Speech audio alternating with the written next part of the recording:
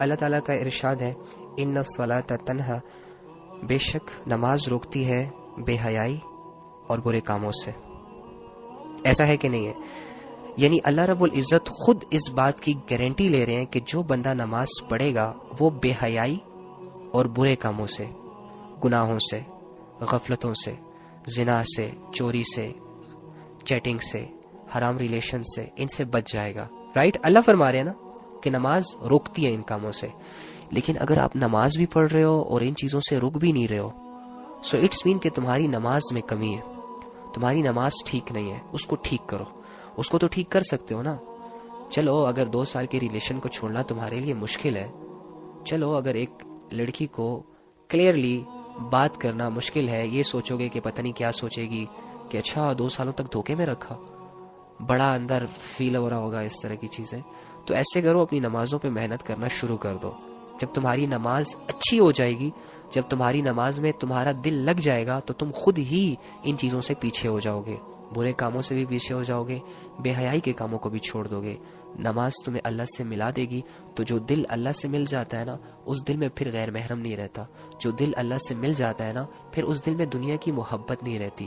جو دل اللہ سے متاثر ہو جاتا ہے نا، پھر وہ دنیا کی مٹی سے متاثر نہیں ہوتا۔ جس دل میں آخرت کا شوق پیدا ہو جاتا ہے نا، تو پھر وہ دنیا کو بس ایک مسافر خانہ سمجھتا ہے۔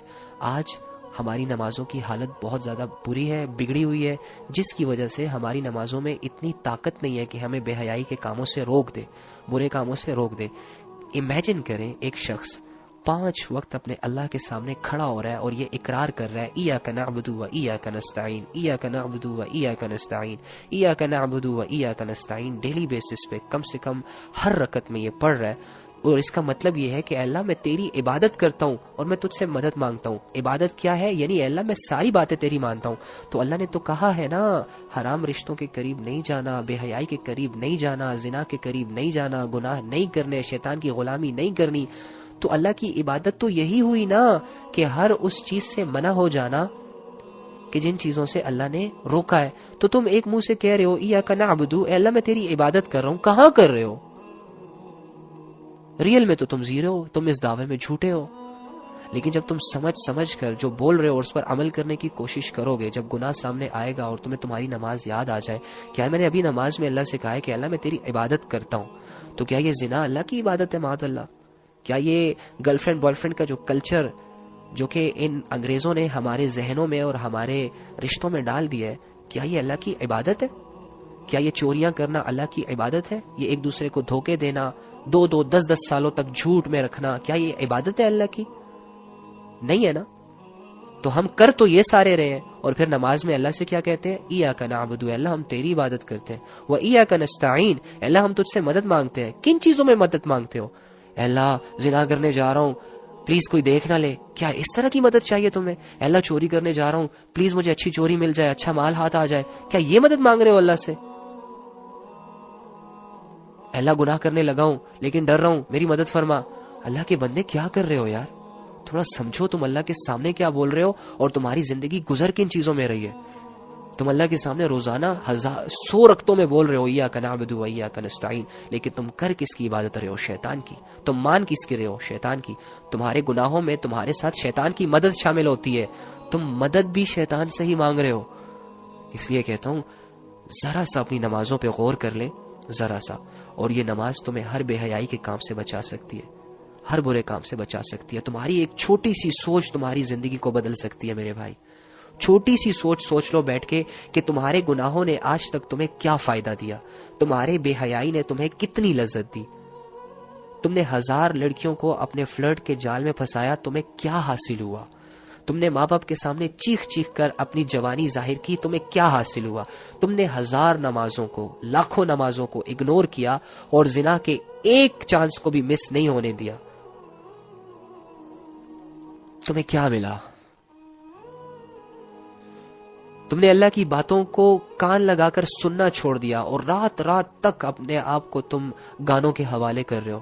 جو بھی نیا گانا آتا ہے پہلے تمہارے فون میں آتا ہے، ہیڈ فیز لگا کے اچھی طرح سے پراپر طریقے سے تم سن رہے ہو، اور 1000 گانے تم نے سن لیے، یاد بھی کر لیے۔ کیا ملا تجھے؟ کیا ملا؟ کیا حاصل کیا ہوا؟ تو نے ایک دوڑ شروع کی ہوئی ہے جب سے تو جوان ہوا ہے اللہ سے بھاگنے کی، تو کتنا آگے نکل گیا؟ کیا اللہ کی پکڑ سے بچ جائے گا؟ اللہ کے بندے آ جا، واپس آ جا، دیر نہیں ہوئی۔ اللہ کی ڈھیل سے ناجائز فائدہ مت اٹھا۔ اللہ نے جن کو ڈھیل دی ہے ان کا انجام بہت برا ہوا ہے۔ اپنے آپ کو اس انجام کے حوالے مت کر میری جان۔ تو اللہ کا بندہ ہے، تو اللہ سے حیا کر، تو اللہ سے شرم کر، تو اللہ کا بندہ بن، تو اللہ کی غلامی کر، کیونکہ وہ اللہ تجھے کھلا رہا ہے، پلا رہا ہے، سلا رہا ہے۔ اس اللہ کے تجھ پر بہت بڑے بڑے احسانات ہیں، ان احسانوں کی احسان فراموشی مت کر۔ یہ زندگی تیرے ہاتھ سے نکل جائے گی اور تیرے ہاتھ کچھ بھی نہیں آئے گا۔ یہ شیطان کے دھوکے تجھے جہنم کی گھاٹیوں میں پھینک دیں گے اور تو چلا چلا کر بلائے گا، پکارے گا، لیکن کوئی تیری مدد کو نہیں آئے گا۔ اس سے پہلے اپنے رب کی رسی کو مضبوطی سے تھام لے، اپنے اللہ پر بھروسہ کر لے، اپنے اللہ کا یقین کر لے، قرآن کو اٹھا لے، پڑھ لے، عمل کی نیت سے بچ جائے گا۔ تو آخرت کی گھاٹیوں سے بچ جائے گا، آخرت کی ذلت سے بچ جائے گا، دنیا میں گناہوں سے بچ جائے گا، بے سکونی سے بچ جائے گا، ظلم سے بچ جائے گا لوگوں کی۔ تو اللہ کو دے اپنا آپ، سونپ اللہ کو اپنا آپ، اپنی زندگی اللہ کے حوالے کر، اپنی جوانی اللہ کے حوالے کر۔ خدا کی قسم تو کامیاب ہے۔ ناکامیوں کا سفر روک دے، کچھ نہیں ملے گا، کچھ ہاتھ نہیں آئے گا۔ 20 سال تک اور بھی اگر اپنی منمانی کرو گے، اللہ کی قسم کچھ ہاتھ نہیں آئے گا۔ مان لو اللہ کی۔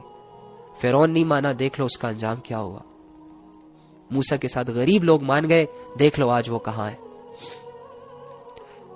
نبی کا چچا نہیں مانا، ابو جہل نہیں مانا، دیکھو اس کا حشر کیا ہوا۔ نبی کے ساتھ غریب لوگ ساتھ تھے، اپنے گناہوں کو چھوڑا، اسلام قبول کیا، صحابہ بنے، زندگیاں اسلام پر گزاری، دیکھو آج اللہ نے ان کو کتنی عزتیں دی، دیکھو آج پوری دنیا ان کی فالوور ہے۔ اپنے آپ کو ان عزتوں کے حوالے کرو، روک دو، نفس پر قدم رکھو اللہ کے لیے، خواہشوں کو قربان کر دو، گلا گھونٹ دو اپنی خواہشوں کا، اپنی گندی خواہشوں کا جو اللہ سے ٹکراتی ہوں، جو اللہ کے اگینسٹ تمہیں لاتی ہوں، تاکہ تم ایک مومن بن سکو، تاکہ تم ایک آزاد انسان بن سکو، تاکہ تمہاری زندگی کے تمہارے ریئل مقصد سامنے آ سکے کہ تمہاری زندگی کا مقصد کیا ہے۔ اللہ فرما رہے افحسبتم انما خلقناکم عبثا وانکم الینا لا ترجعون، تم کیا سمجھ بیٹھے ہو میری جان، تم کیا سمجھ بیٹھے ہو کہ تم ویسے ہی بس پیدا ہو گئے، ہلا گلا کرو گے، ناچو گے، گاؤ گے، فالوورز بناؤ گے، ٹک ٹاک پر فیمس ہو جاؤ گے، انسٹاگرام پہ فیمس ہو جاؤ گے، کپڑے اتار کر لوگوں میں ماڈلز بن جاؤ گے اور کچھ نہیں ہوگا؟ یہ وہم ہی ہے، بے مقصد ہے، کوئی پوچھ تاچھ نہیں ہے، سب کچھ وہم ہی چل رہی ہے۔ یہ زمین آسمان کا نظام ویسے ہی بے مقصد پیدا کر دیا گیا ہے، تمہاری زندگی کا کوئی مقصد نہیں۔ تمہیں یہ جو نعمتیں اللہ رب العزت کھلا رہا ہے، پلا رہا ہے، کیا ویسے ہی دے رہا ہے؟ کیا تم پر کوئی رسپانسبلٹی نہیں ہے؟ اور تم کیوں کر رہے ہو یہ ناچ کیوں رہے ہو؟ حالانکہ تمہیں منع کرنے والا کون ہے؟ تمہارا باپ نہیں ہے، تمہیں منع کرنے والا تمہارا رب ہے۔ تمہیں تمہارا باپ ایک چھوٹی سی بات سے منع کرتا ہے نا، تو تم اس بات سے رک جاتے ہو، جس سے ڈرتے ہو اس سے رک جاتے ہو۔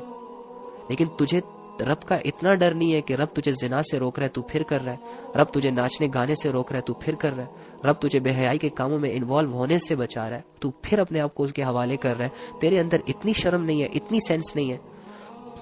لوگوں کا ڈر دل میں لے کر اپنی زندگی گزارے گا، لوگوں کی ویلیوز لے کر اپنی زندگی گزارے گا اور لوگوں کے ساتھ قبر میں اترے گا، تو اپنے رب پر بھروسہ کیوں نہیں کرتا؟ کیا تو اللہ کے پاس واپس نہیں جائے گا؟ کیا اللہ تجھ سے سوال نہیں کر سکتے؟ کیا تیری منمانی زندگی تیرے حق میں بہتر ہے اور جو اللہ نے ڈیسائیڈ کی تھی وہ اہم ہی ہے؟